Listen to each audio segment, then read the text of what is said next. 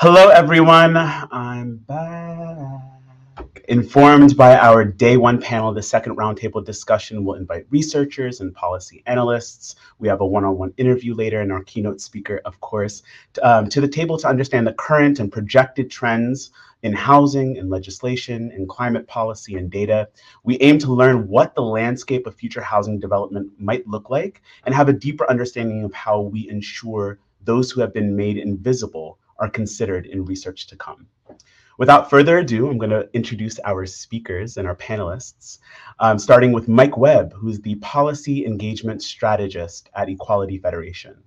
In this role, Mike works with member organizations to leverage their advocacy capacity to influence state and federal policy while ensuring effective implementation of those policies.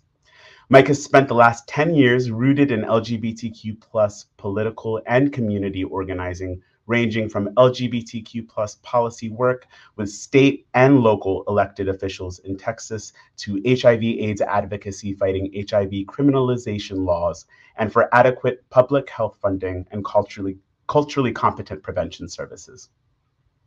Mike is very proud of their role as former president of the Houston GLBT Political Caucus, growing the organization to be one of the most diverse and largest membership-driven LGBTQ+ civil rights organizations in the South, which held local elected officials accountable to the LGBTQ community while helping elect pro-LGBTQ candidates. Mike graduated from Reed College in Portland, Oregon, started their HIV/AIDS advocacy in Washington, D.C., and finally returned home to Houston, Texas, where they currently reside. Welcome to the stage, Mike. Honored to have you.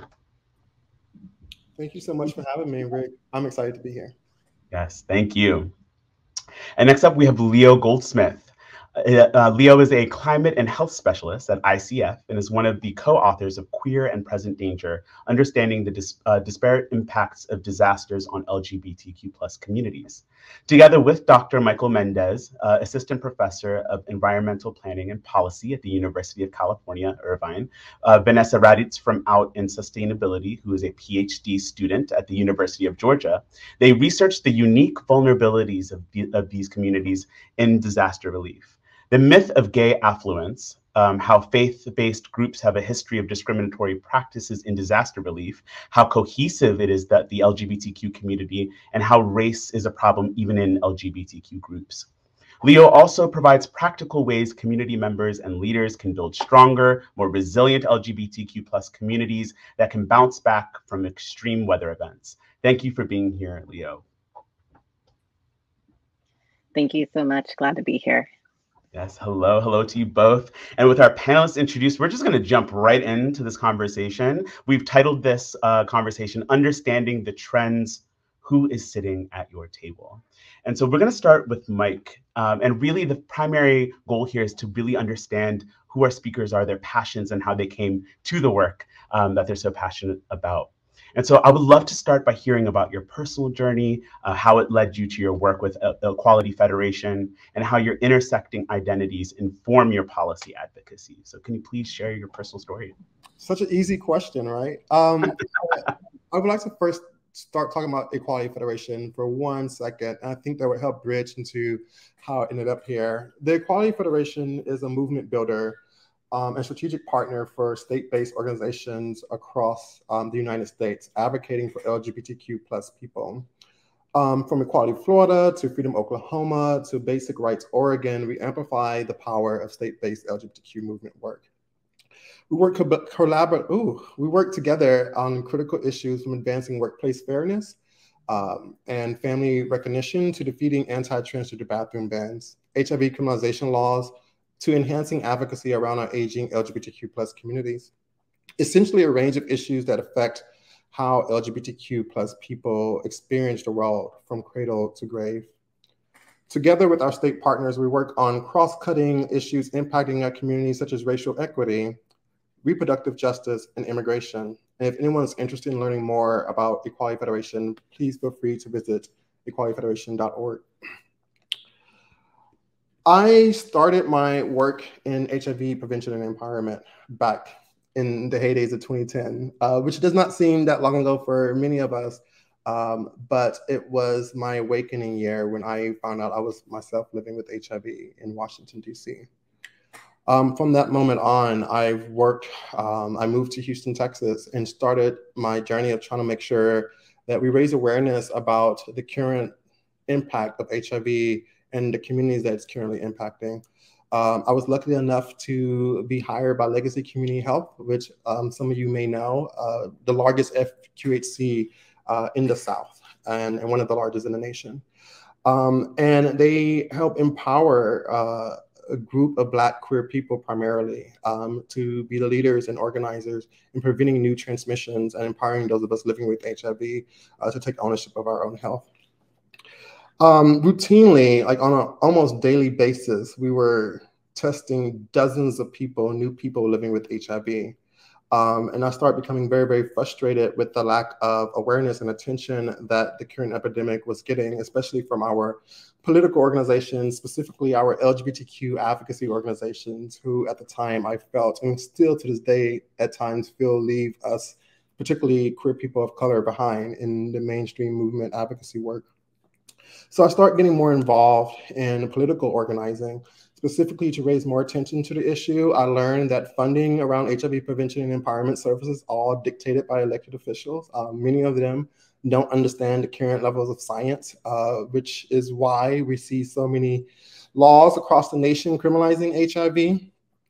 And through my journey of trying to both raise awareness around the intersectional issues that impact how I'm able to live and how I'm able to survive, and most importantly, how I'm able to thrive, I came upon this opportunity where I get to join all of my experience from working for a congressional legislator to state legislators, from working from city municipalities to county governments, and figure out how can we as a collective movement better advocate for those who we historically and at times currently leave behind. The Equality Federation has prioritized helping our state partners, and right now we have 49 state partners across the United States of America, hopefully soon in Puerto Rico, where we're re-engaging LGBTQ state-based organizations into the HIV advocacy movement in the most meaningful but culturally and community appropriate manner. And also raising awareness and helping our state partners enhance their advocacy around needed items and issues for aging LGBTQ older adults as well. And so that's a short summary of how I got to this opportunity. I am a person of lived experience, and I bring a lot of passion, but most importantly, an intersectional perspective and experience towards the work that we do together. And I'm super excited to have this conversation with everyone.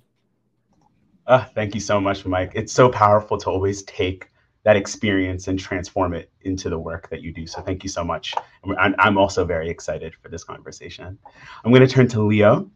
Leo, can you begin by telling us about your passion for climate science and how you came to recognize the entirely invisible struggle of LGBTQ plus people in climate disaster research?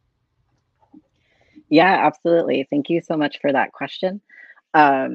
So first, I'll start off by saying that I have a background primarily doing environmental justice work and research. And I kind of came to that growing up low income and in a mixed race family. And so I knew very early on kind of how basically about environmental determinants of health, or how there's certain communities and neighborhoods that may have access to green spaces over others, as well as being proximate to polluting industries. And so when I went to college, that's kind of what I focused on, and I ended up doing quite a bit of community-based participatory research in that area, and as well as kind of working with different organizations. Often what came up the most, and something that I wasn't very familiar with at the time, was with climate change. That was something that was on the forefront of a lot of community members' minds. And so as I started doing my research and kind of going into that kind of like that rabbit hole, I realized like there's so much that is being done in terms of like the climate mitigation side, but not really in terms of like the impacts that climate change will have on frontline communities and those who will be impacted the most. So as I decided to go to grad school to kind of focus on that a bit more, I focused on how climate change impacts health. And so, looking through the research and the literature, and going to courses and all that, what I saw that was missing, as somebody who is queer and trans, is that there was no mention of sexual orientation or gender identity in any of that literature, or even like the intersection between those types of identities with race, age, and gender. And so, as I was taking an environmental justice course, and I went to the Yale School of the Environment, it was like something that I wanted to connect to again and make sure that I wasn't losing that piece, as I started going on to my work in climate and health.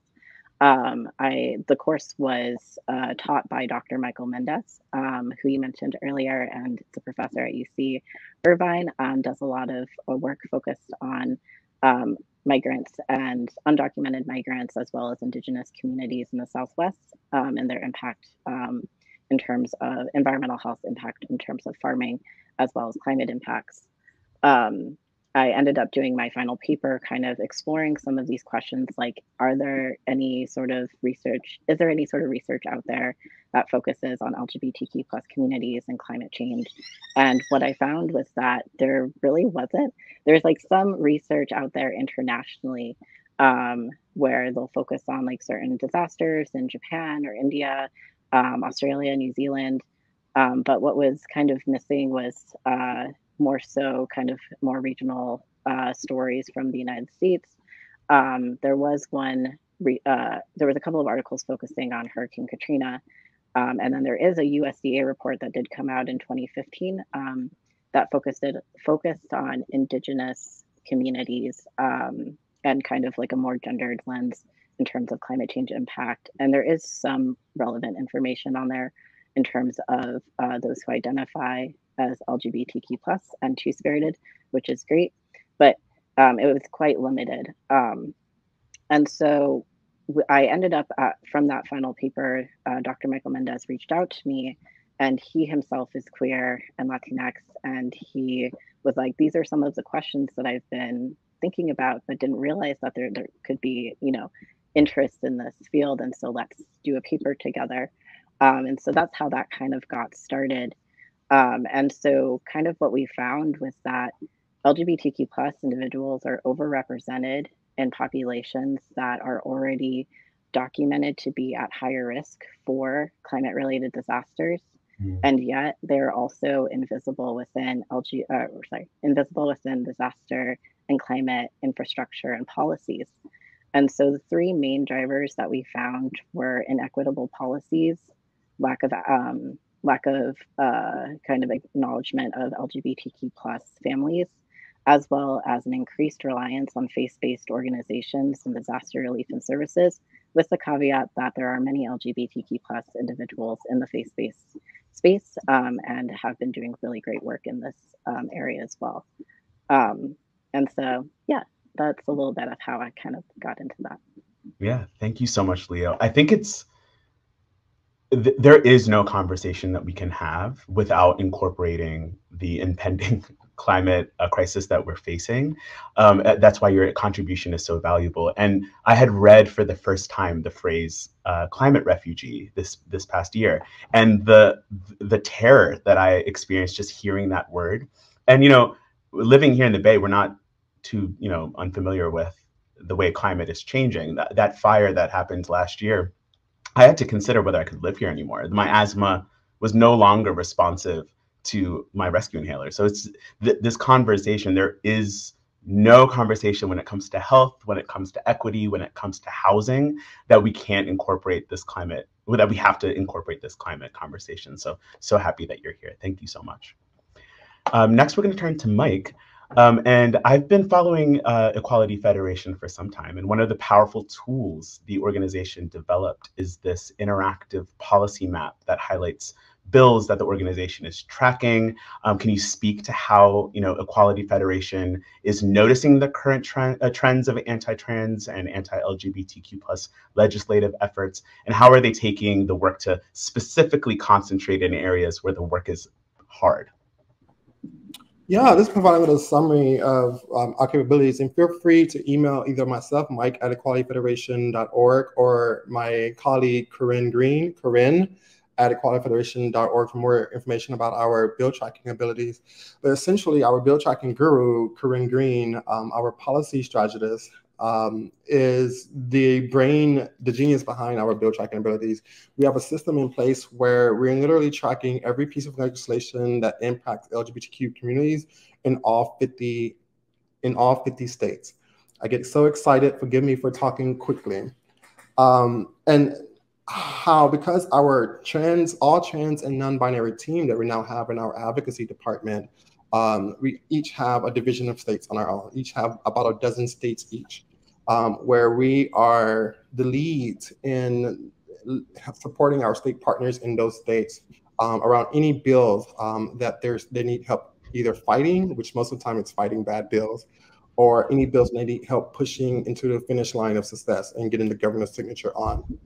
For example, we were able to track over 104 anti-trans bills in the last state level legislative session that was between January 2022 and May 2022. And so as of March of earlier this year, there were 104 anti-trans bills that were filed across the United States. 4 of them passed. 1 was signed into law and 1 was vetoed. But that gives an example of the type of coordinated activity that oftentimes the far right do on a multi-state level. And so what the Equality Federation has done is make sure that we're coordinating our defense as well. And so, for example, we hold a weekly national call with other national organizations that are assisting LGBTQ-centered or civil rights organizations fight bad bills in state legislatures. To coordinate resources, what was providing, but also provide an overview of what's happening in key states. For example, if when the Don't Say Gay bill in Florida was happening, there was the weekly call focused a lot on what's happening in Florida, Texas, Ohio, and at times even Oklahoma. So whenever we're seeing a trend where lots of anti-LGBTQ bills are starting to pop up, we're coordinating national partners that includes HRC, the Transgender Law Center, et cetera, on how we can best support local organizations and state-based organizations in fighting those bills. Just this year alone, countless attacks targeting trans communities have spread in states across the country. All trans people, no matter their zip code, should be able to access gender-affirming healthcare and participate in school sports, for example. But oftentimes our opposition pick communities that they know it would be the least understood by mainstream or the community at large, dominant communities at large.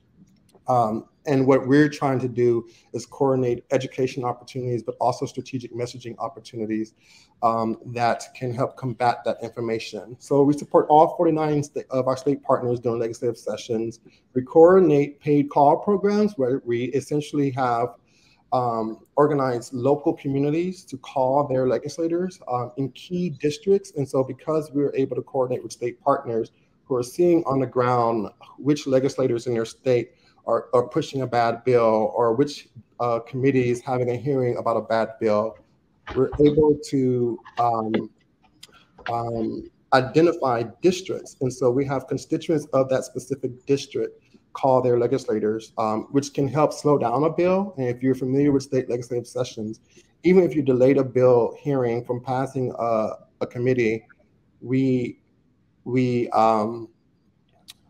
that can kill a bill because every day you delay a bill is a day that the bill is not able to progress to pass the full legislative body. We also coordinate funding opportunities for healing justice work for our state partners. Oftentimes, the staff who are leading the defense to help fight these anti-trans, anti-LGBTQ plus legislation, we're not investing in them and their healing process so they can fight the next day.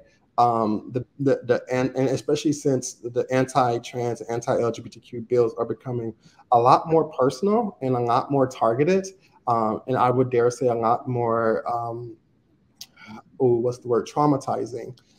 It's important to invest in the care and the mental health well-being of the team members who are in that fight. So we do coordinate funds to support healing justice work as well, as along with coordinating tested strategic messaging. So our state partners and any advocate can have the best information before them when it comes to raising awareness through the media, or when it comes to engaging different legislative officials that have worked in their states. And these are tested messaging that have worked in another state or from research firms. And we also provide specific support around HIV legislation and legislation that impacts older adults. And so that's the main way that we're able to coordinate between states and identify trends. It's mostly through our very robust tracking system, which any organization can partner with us on, pending capacity to help identify trends based off of the issues that you care about the most as well. Wow. Yes, I think outside of all of that incredible work, which sounds arduous, but it's so important in that steady fight, but that reflection about the care that's necessary, because I think what we definitely fail to notice is that even if a bill doesn't pass into law, the very threat that exists against people's dignity and their and their right to exist as human beings, that threat alone can be so taxing on people's mental health. So I really appreciate that specific note as well, in addition to the resume of work that's happening. Leo, we turn back to you. While specific research on the impacts of climate disaster on LGBTQ+ populations are limited, how do intersectional considerations change our understanding of who is at the greatest risk, and where does environmental justice intersect in this work? Thank you for that really great question. So basically, I'm going to start off by saying that the work that I'm doing and how LGBTQ plus communities are disproportionately impacted by climate-related disasters is climate justice, because it's looking at a environmental kind of impact that's uh, impacting different communities in disparate ways and in unique ways. And since climate justice is a subset of environmental justice, that work is inherently connected to environmental justice as one particular aspect of that. Because I find that to answer this question, it's very much a twofold question. First, I just want to say that just to kind of reiterate the point that LGBTQ plus communities are facing these disproportionate impacts of climate-related disasters compared to heterosexual cisgender populations due to cis heteronormative policies and institutions, as well as an increased reliance on faith-based organizations to provide disaster relief and aid. And so, so that's kind of like the one aspect. The other thing is that I guess it's like a threefold question. The other thing is that I find that I have to mention this in a lot of the spaces that I'm in, which is like it always boggles my mind. It really shouldn't, but it does. But the LGBTQ plus communities are so highly diverse and very heterogeneous along lines of race, gender, age, socioeconomic status, ability, undocumented status. And so those who have multiple marginalized identities are going to have compounded risks stemming from multiple oppressive systems, in addition to all of what they are dealing with in terms of general stressors that everybody faces as well. And so, part of the reason why this might be the case, and what we kind of outline in our paper, is that especially in the media, there's something that's called the myth of gay affluence, which basically means that the media primarily shows depictions of white, wealthy, gay, cis men, which further makes the rest of the LGBTQ plus communities invisible um, to the population that's watching that particular media. And so, in terms of connecting that back into environmental justice, there is uh, a bunch of literature stating that those on the basis of race and age and gender are being disproportionately impacted by environmental pollution, polluting industries, as well as having lack of access to green spaces, and are also at higher risk for climate impacts. And so then adding in those like unique different, the unique kind of aspects uh, of discrimination that queer and trans people face on top of all of that is one of the kind of connections between environmental justice and the work that I'm doing. The other one is that um, um, kind of like looking at compounding and cascading risks and events. So, for example, let's imagine as like a case study, somebody who is LGBTQ plus and of the older population who is living in an apartment that may not have air conditioning. However, some of the medications that they may take due to a chronic illness might make them more at risk for heat related illnesses, and they also don't have air conditioning, and they may have mobility issues, so they cannot access cooling centers or other types of centers that may help in cooling down their body temperature. This may be compounded with discrimination that someone may face from healthcare professionals as well as a queer and trans person, and people who are elderly as well as LGBTQ plus may face higher rates of social isolation. That's one example. And then another one I will also mention is that some people who are indigenous also do subsistence fishing and farming, and those because of increased temperatures that's happened, there's more like marine heat waves, which can cause higher risk for water related illnesses. That could compound with maybe perhaps like a compromised immune system from somebody who is of an older population. And so there's all of these different considerations that need to be taken into account, especially in taking into consideration in mind intersectionality and making sure that we are focusing on the immediate needs and also the very unique needs of all of the individuals within LGBTQ plus communities. And so I will end there. Ooh.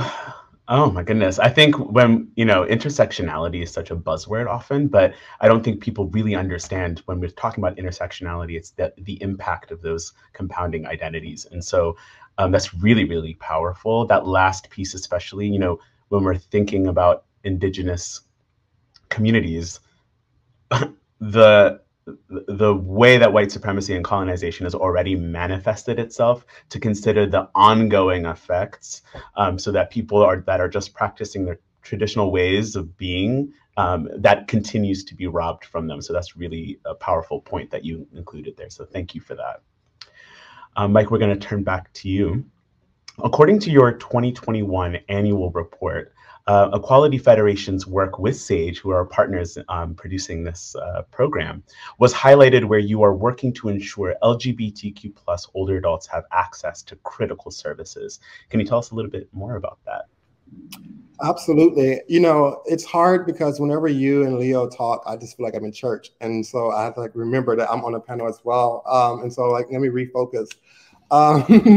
So most of us know that the Older Americans Act have new requirements, especially around intentional inclusivity of LGBTQ plus older adults. And when it comes to identifying sort of like what are the community needs and identifying strategies to address those needs.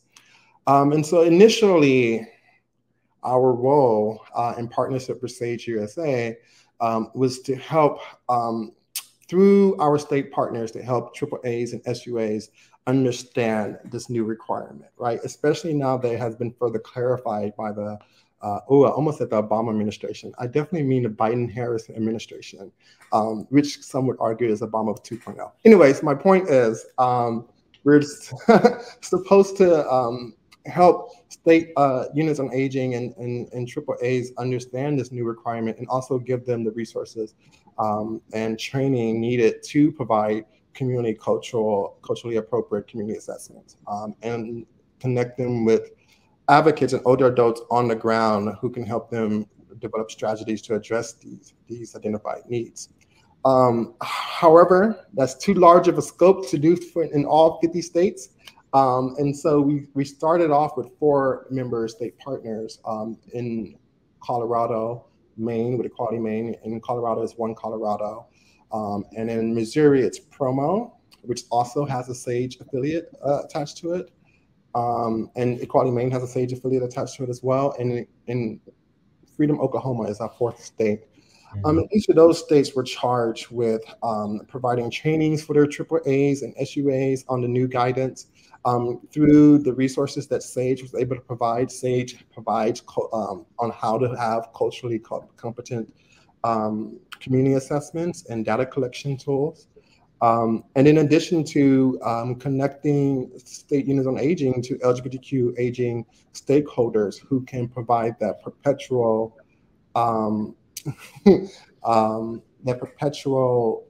connection to communities most impacted. State units on aging and AAAs are agencies or sometimes community-based organizations charged with implementing the requirements from the Older Americans Act. And so oftentimes, like in states like Texas, it's too big. And so a lot of the services provided that are outlined in the Older Americans Act, the funding through that specifically is channeled through state units on aging and AAAs.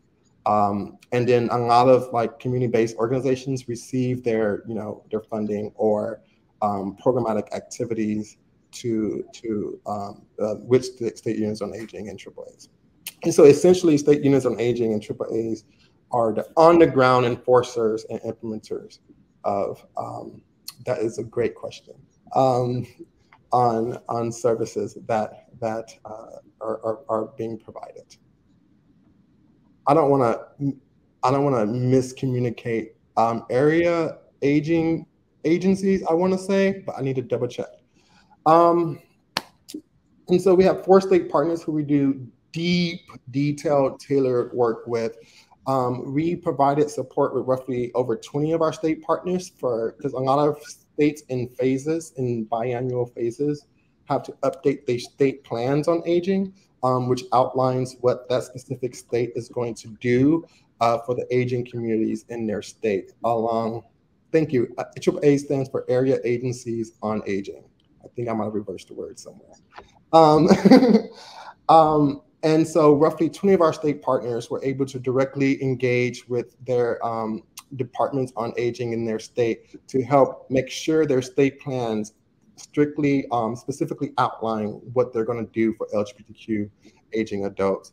And then also several of our state partners, including One Colorado, were updating their screening process because a lot of our state partners endorse political candidates. And so how can we hold people vying for office who wants to say that they're representing or fighting for LGBTQ plus communities, incorporate issues that impact our aging LGBTQ plus adults. And then of course, general connection to any specific needs that come up when our state partners are advocating for older LGBTQ plus adults. Most recently, during the state legislative session in Colorado, they were passing the modernized the Coloradians Aging Act, I want to say. And one of the Republican state officials did not want to explicitly support anything that provided equal protections to trans communities because of his campaign's promises. And so what we were able to provide One Colorado with was bill language that essentially extends protections to trans communities without naming trans people specifically, which is directly copying bill language from the federal government. And so that type of tailorized and direct support at times is what level of support we provide our state partners, especially when it's an issue area they don't have a bulk of history or experience with. In closing, so to answer that question. Yeah. Amazing. It's really, this is everyone's fight at the end of the day. Ultimately, assuming, nothing drastically wrong happens to you, you will become an older person. And so everyone should be invested in these types of policies, specifically around housing and healthcare. All of these things are vital for all of us to fight, because if you can't, for some reason, turn on the empathy for the older adults that have built the community that we stand on, at least for yourself, kind of turn inward and take on that fight, because you will become an old person. It's inevitable. It's the trajectory of time. So thank you so much. A follow-up to, yeah, I just want to clarify, it's important for our states to update their any laws they have protecting older adults, period, because especially for our trans communities, a lot of our trans elders are oftentimes forced to go back in the closet, especially when they're entering into aging homes or retirement homes or living centers of that nature. Even in progressive states like Maine, we recently had a high-profile case of a trans woman who was consistently discriminated against and misgendered in the facility that she was in at that time. When we have state plans that prioritize aging LGBTQ+ adults, and when we're passing state-level legislation that expands equal rights protections to LGBTQ+ aging adults, it could prevent situations where aging elders who fought so hard through most of our movement to have to experience discrimination that they fought against for most of their lives as we become older in age. Thank you so much, Mike. So appreciate that. We're going to turn back to Leo. Much of your work has illustrated the many ways that LGBTQ+ people are left at the wayside in the midst of climate disaster. What are some of the heightened incidents of discrimination that queer and trans people are likely to experience during a climate crisis? Yeah, absolutely. So basically, as we were kind of going through the literature, what we found was, and I should also mention that one of the authors, Vanessa Raditz, has done interviews with queer and trans survivors of climate-related disasters, such as Hurricane Irma and Maria, and also the Tubbs Fire in 2017 that happened in California. And so having some of that kind of knowledge, as well as the literature that we looked through to put this paper together, what we found was that queer and trans people can face incidences of discrimination in temporary emergency housing shelters, in receiving disaster relief services and aid, as well as in receiving health care. And so this is all much more heightened under a federal administration that leans more conservative, because there are no explicit protections, non-discrimination protections based on sexual orientation or gender identity at the federal level, except for in employment. And so that means that the Robert T. Stafford Act, Section 308 of the Robert T. Stafford Act, which is what FEMA uses as their non-discrimination protections policy, only uses the word sex. And so that means that depending on whether or not an administration is more conservative or liberal, may change the way that they interpret that. And so currently under the Biden administration, sex means sexual orientation and gender identity to its fullest extent. However, in a more conservative administration, they may define that as marriages between a man and a woman, and that there are only two genders, for example.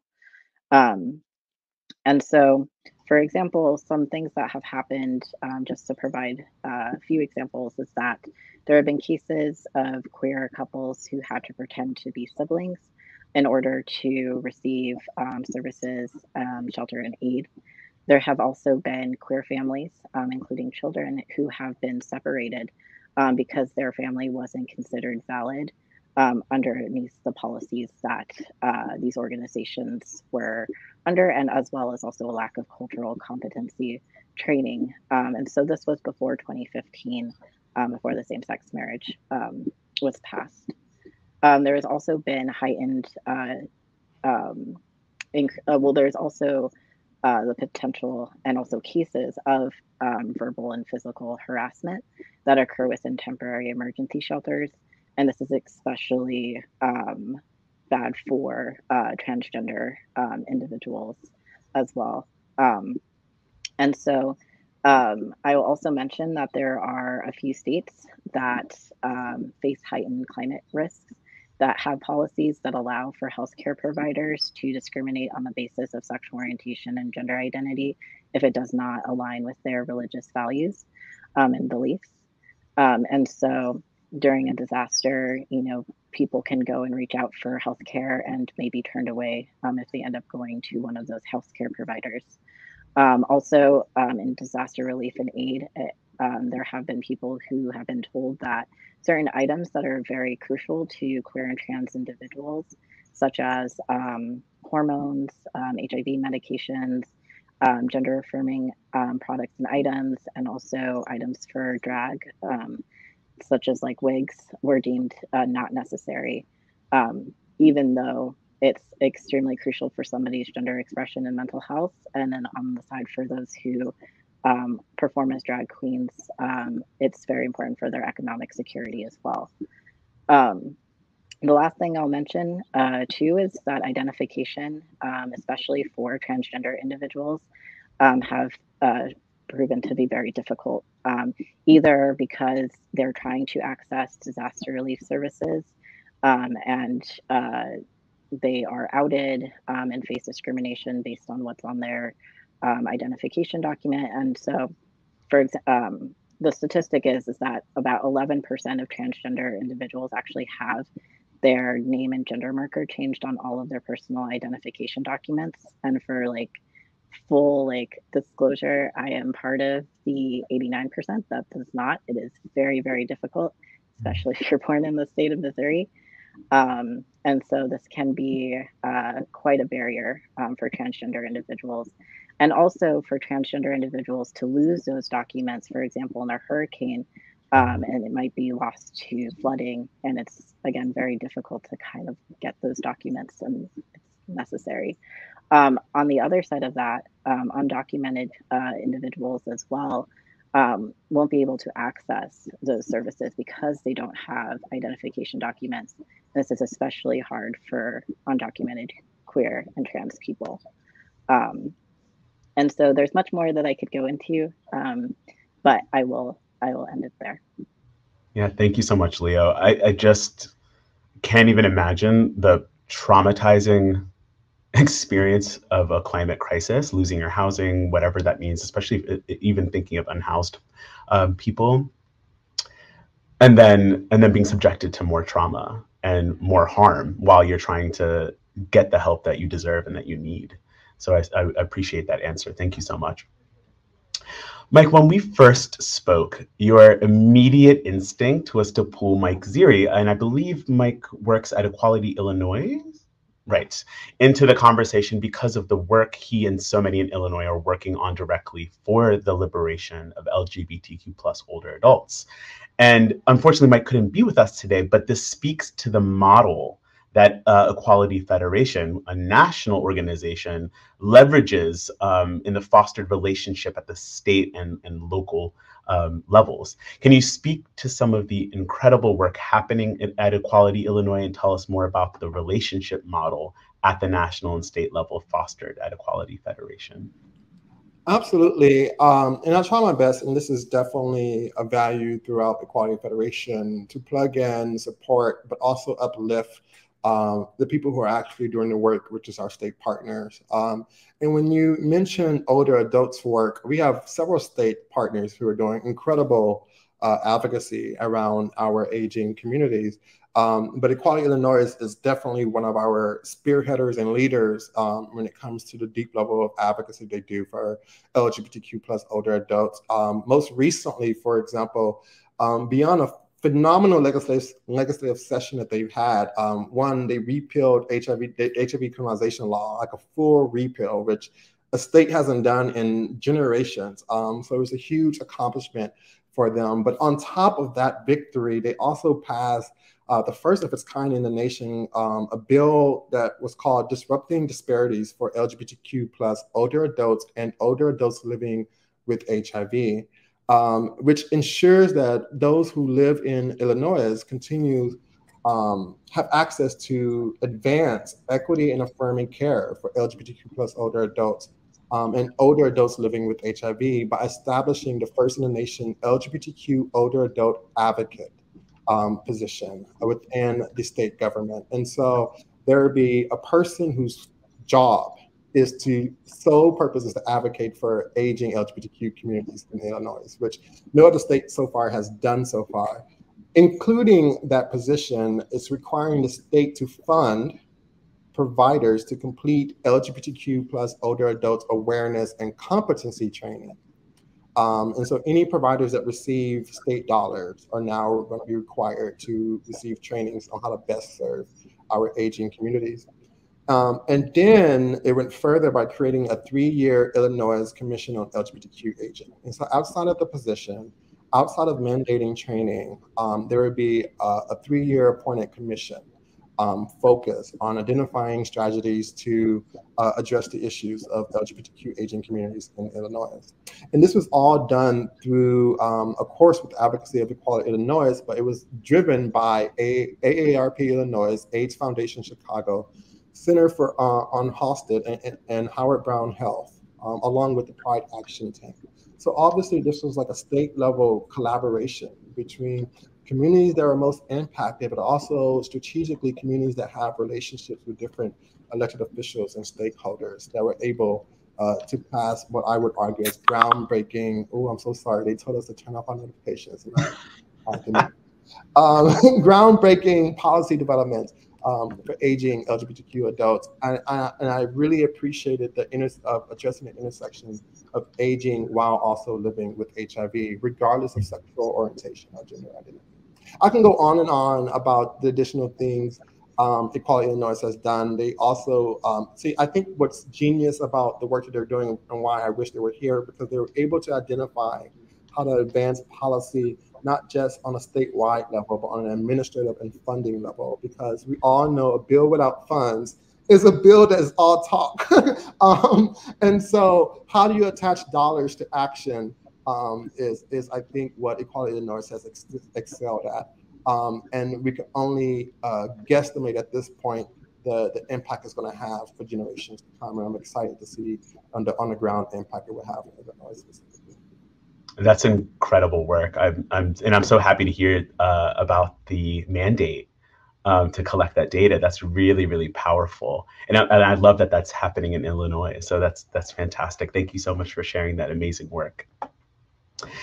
Leo, as I already mentioned briefly, we here in the Bay Area have not been strangers to the progressive effects of climate change, ranging from wildfires to shared crises like the pandemic that we've all globally have been experiencing.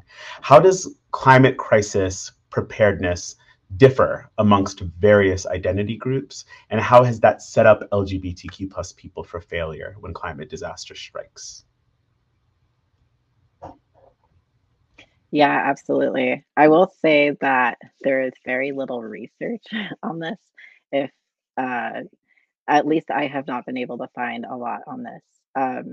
There is, of course, community groups and also local government that will provide preparedness and planning information for disasters based on early warning systems that have been quite useful. Whether or not that's actually reaching different groups, especially if they're not translating it to different languages or using different venues to disseminate that information. Um, that's definitely an area that needs a lot more research. I will say that this area of research is going to hopefully increase in the future.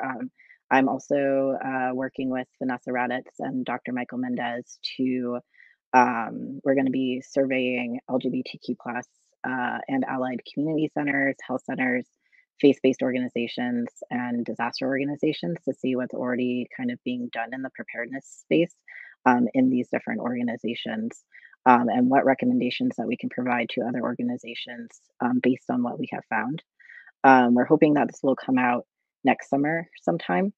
But I will say, however, that there is literature out there that suggests that LGBTQ plus individuals are more likely than cisgender heterosexual individuals to believe in climate change and to talk more about climate change, and may also experience more climate anxiety because of that. This suggests that means that most likely that LGBTQ plus folks are potentially going to be more prepared, but of course there isn't really much research on that.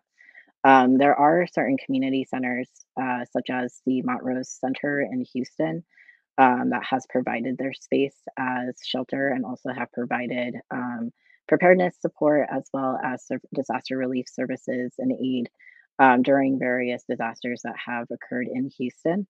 And then also Out for Sustainability, which is the only nonprofit working to promote climate resilience and environmental justice for LGBTQ plus communities in the US, as well as the Billy DeFrank Center in San Jose, are both separately working on emergency preparedness plans for LGBTQ plus communities. Fenway Health too in Boston also has kind of like a checklist for LGBTQ plus individuals and a little like two-pager for emergency managers to kind of read through how to incorporate LGBTQ plus individuals into their preparedness planning. And then also Out for Sustainability also has a preparedness checklist for LGBTQ plus communities that you can find on their website. And so there is much more information on what is being done after disasters hit than there is before.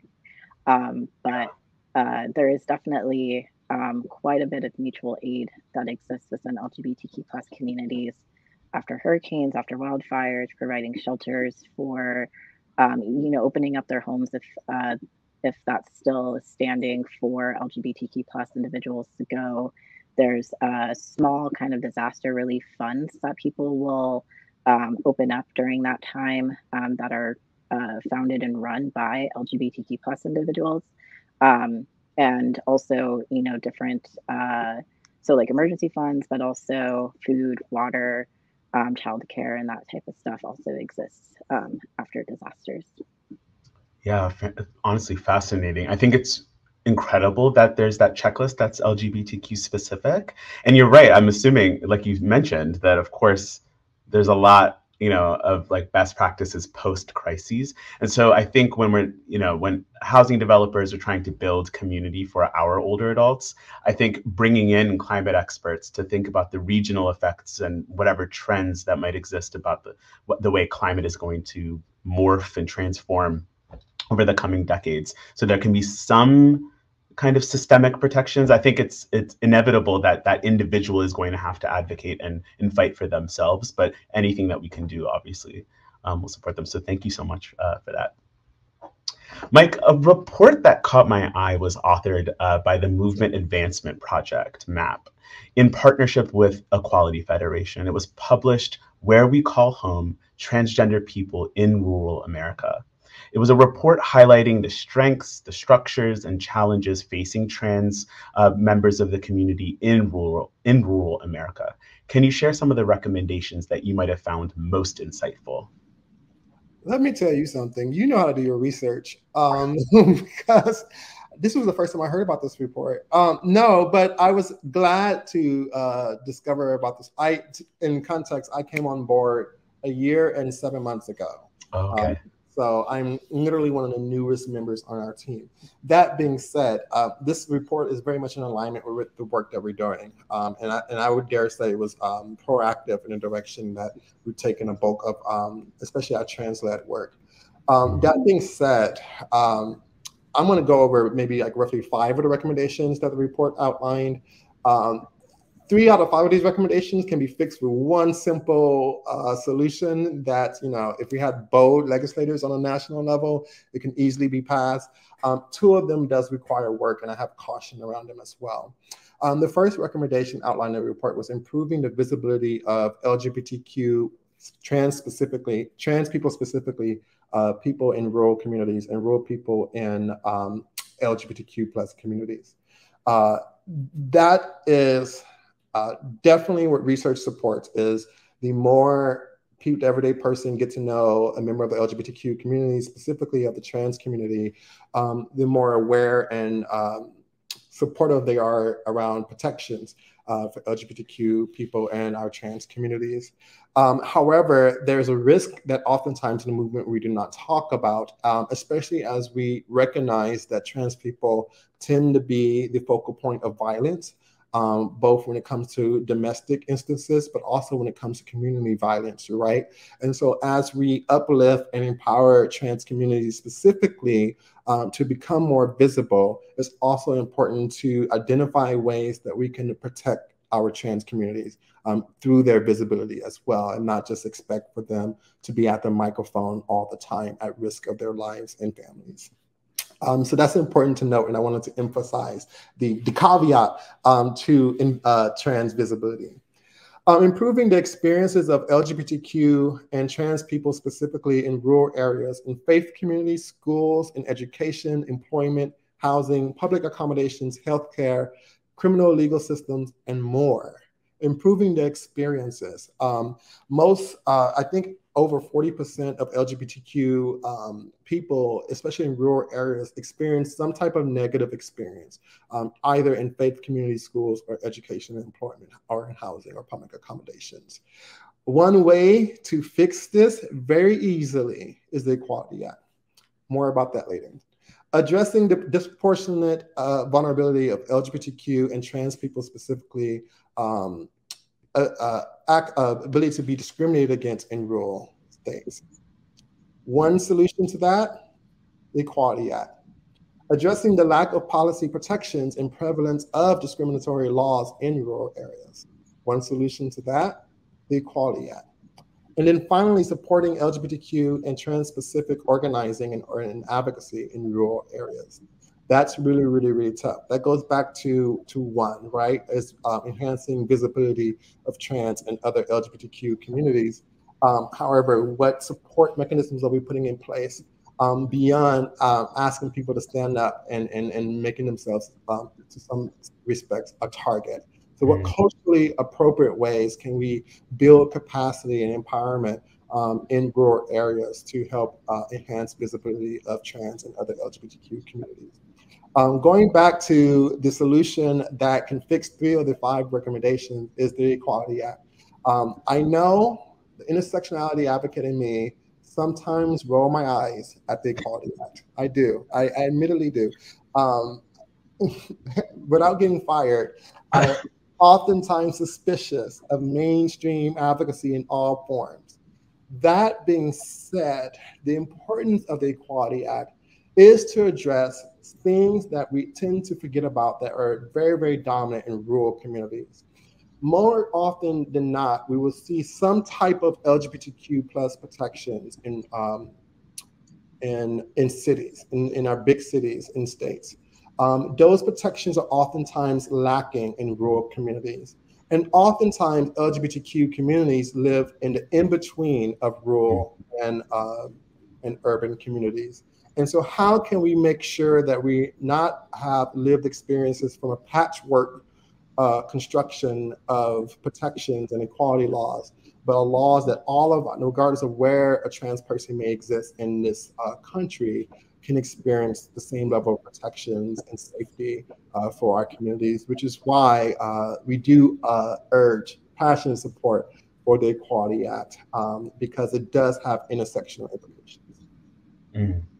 Thank you for that. There's a couple things that really stood out to me. First of all, which is the 360 kind of understanding that, yes, we're asking people to be visible, but then what does that do to their well-being and the potential harm, the likely harm that could come their way.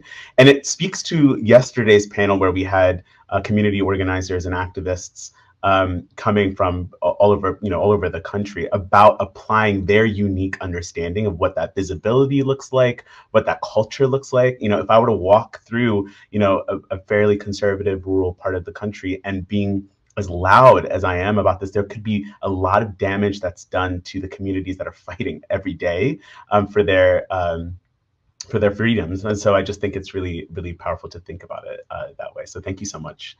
Thank you so much, Mike. Leo, So many of the incredible speakers and panelists we've had and that we've talked with over the past 24 hours have had a personal calling to the work they are dedicated to. How is your work as a climate and health specialist at ICF informed by both your professional and lived experience? And I know you briefly touched on this at the very beginning, but I'd love to flesh it out. Yeah, absolutely. So I really had to think about this one, and then once I started going, I was like, "Oh, actually, I definitely like it's all pretty much informed by my professional and lived experience. It's very different. I so to give a little bit of context on what I do, I work for ICF and I am contracted out to the US Global Change Research Program where I coordinate a interagency working group on climate change and human health. I also am a point of contact for the human health chapter, air quality chapter, and the indicators appendix of the National Climate Assessment. And so a lot of what I do is very much focused in climate and health generally. However, kind of always thinking back to where is it that I can, encourage or incorporate equity into the work that we're doing, and making sure that those conversations are being had. I'm also a part of a diversity, equity, and inclusion team at USGCRP that worked on their newly approved diversity, equity, inclusion, justice, and accessibility statement that you can find on their website now. Um, I've been very grateful to have a lot of people who have supported the work that I'm doing, and so for example, next week I will be going to the National Adaptation Forum to talk with climate adaptation professionals on how to incorporate um, sexual orientation and gender identity and gender expression considerations into the work that they're doing. As well as recently, I also organized a panel for NOAA's National Integrated and Heat and Health Information Systems that comes out of their climate program office. They did a overburdened kind of population webinar series, and LGBT sexual orientation, gender identity, and gender expression was their first webinar. So that was the first time that kind of webinar has ever occurred, talking about the impacts of extreme heat on LGBTQ plus communities and those who are uh, individuals within LGBTQ plus communities that are multiply marginalized. And so you can actually find that information on the new heat.gov as well. And so I would say that I've always really tried to bring myself to everything that I do. I have a very hard time not doing that. And so I very much try to kind of incorporate, environmental justice principles, community-based approaches, and the work that I'm doing as what I'm doing as a climate and health specialist. And we'll say there's a lot of really great products and tools, although not specific to any sort of population, just for the general population that can be used and applied for many different communities if interested. And so, yeah, I'll end that there. Well, thank you so much, Leo, for being exactly who you are and having lived exactly the way you have to show up in this way. So that's really incredible. Thank you so much for all of your work. We're in the last round of questions here. And so, Mike, for my last question for you, as you know, and I'm sure I do not have to tell you this, policy changes and funding are research and data powered. And much of the violence inflicted on our communities really sits at how research can make whole identities and make them invisible. There has been a push at Equality Federation for a two-pronged approach where some of the affiliates have incorporated partners have incorporated a separate trans-centered policy department. I thought that was fascinating when I read that. And so how has that affected policy advocacy and advancement? And how do you hope to maybe mold policy in the future? Yeah, and I want to clarify a little bit because I don't want to take a responsibility for all of our state partners' work, but two, I do want to highlight the agency our state partners have. And so each of our state partners is its own independent organization. In fact, our state partners created us. And so they were like, we need a national voice. We need the space to coordinate what's happening in individual states. And so what organization can we create as LGBTQ state-based organizations on a national level? So in a lot of ways, they inform the direction that we're going in. And I would argue that is what's informing trans-led LGBTQ advocacy, and that's how I would frame it. Because some of our state partners, some of our states, we do have like a state-specific state partner that's trans-led and centered. Like in Texas, we have Transgender Education Network of Texas. In Ohio, we have Trans Ohio. In Louisiana, we have Louisiana Trans Advocates. However, some of our state partners have adopted a different model, like having, like you said, a trans-centered department or a trans-centered position. Incorporate trans-centered and led issues, development work, into the ongoing activities of that organization. And so there are a couple of experimenting happening depending on what states you're living in. And if you need clarification on what states or what state partners we have in your state, you're gonna visit equalityfederation.org. In general, I think it's important to have trans people lead the work at the table. Regardless of, however, prioritizing those who are most disproportionately impacted by the issue. And I also think it's important to have trans communities being routinely engaged, meaning going beyond the gatekeepers, going beyond who we've identified and feel most comfortable as trans leaders, but making sure trans communities at large are being incorporated into the work as much as possible, because what we're seeing is trans people being used systematically and routinely attacked by state legislators. And to have trans-centered and led work humanizes the issue to a greater degree that I think has unimaginable impact on daily activities. Can you imagine, I almost said I said the word bigot, but we're not supposed to call people bigots in our communication strategy. Can you imagine a state legislators who need more education, right? Saying, I don't want to add equal rights protections to trans people when there's like a trans person right in front of them saying, hey, wait, I don't deserve equal rights protections. It does force a delay in reaction, right? Ultimately, in this hyper-partisan environment we work in now, they might still vote the same way. But you will see a couple of opposition leaders who vote silently or take a couple of days to think about an issue. Those couple of days can kill a bill, as we know. And so they're still on paper supporting a legislation that they've essentially helped delay and kill. And so it's really important to humanize the work. And one way to humanize the work is to have people most impacted lead that work. I would argue an example of how powerful trans-led and centered work can be is actually in Texas. And people see Texas as a defeat. You know, every day Texas is in the headlines, I get embarrassed. I'm a Texas resident, I live in Houston. So everything Leo said, I was singing praises for down here. That being said, I think what's oftentimes overlooked is our Texas governor for the first time, had to go into 3 special sessions in order to get his entire policy legislative priorities passed. That's the first time in our legislative history that a Texas governor had to do that. Normally they have all the votes the first time.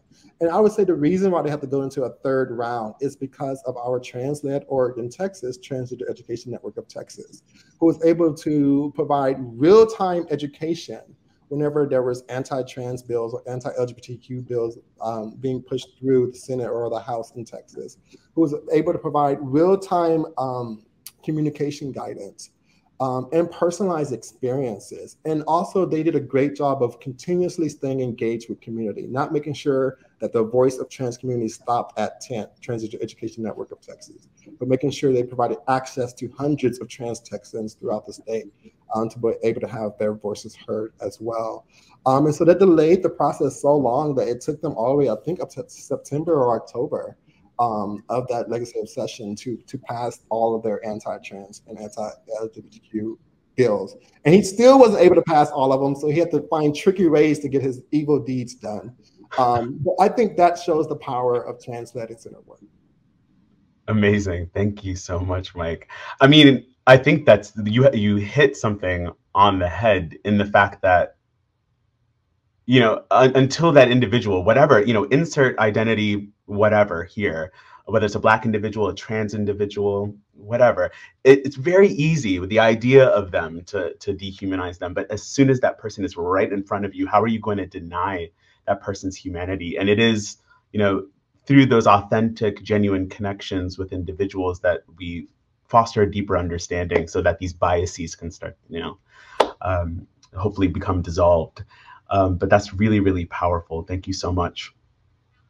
Leo, I have one last question for you. I've really been enjoying this conversation, so I'm sad that it's going to be ending here. But Leo, my closing question for you, you know, in 2021, you co-authored, which I mentioned at the very beginning in your intro, Queer and Present Danger, Understanding the Disparate Impacts of Disaster on LGBTQ+ Communities, with your mentor, Dr. Mendez. In it, several policy recommendations were made. What are a couple of the recommendations that you feel were most impactful? Yeah, absolutely. I'm quickly going to make a point for the last question you asked me, because Mike, you said something that I really wanted to say, and I just want to kind of use that as a stepping stone to kind of drive home the point that it's extremely important to, you know, have diversity and inclusion within the workforce, especially in like in all sectors, and to have spaces that are kind of like foster authenticity and that feel safe for those folks. And so I've been very lucky to work at ICF, which does do that. But just to kind of drive home that point that that is extremely critical and very much goes into kind of the policy recommendations that are outlined in the paper. Two that I'll focus on. One is cultural and structural competency, and then another one is resources for community-based planning. So for cultural competency, it's necessary to have training for emergency and disaster and climate professionals on the basis of sexual orientation, gender identity, gender expression, as well as rooted in anti-racism and other different identities that should also be incorporated into cultural competency to capture the heterogeneousness of LGBTQ+ communities. And also in terms of structural competency, planning should also take into account groups that are dependent on institutional service providers, such as incarcerated persons, people using homeless shelters, those in addiction recovery facilities, youth in foster care. 40% of homeless youth identify as LGBTQ+, and also others in group homes and institutions. As also part of that structural competency, family structures, such as chosen family, which basically is defined as a group of folks that you're not legally or biologically related to, but are extremely important as part of your social support system and as a family, and is just as valid as biological or legal family. In terms of resources for community-based planning, this could look like working with LGBTQ+ community centers and other organizations to either become shelters or provide more physical resources, food, and other items that are necessary for queer and trans resilience during climate-related disasters.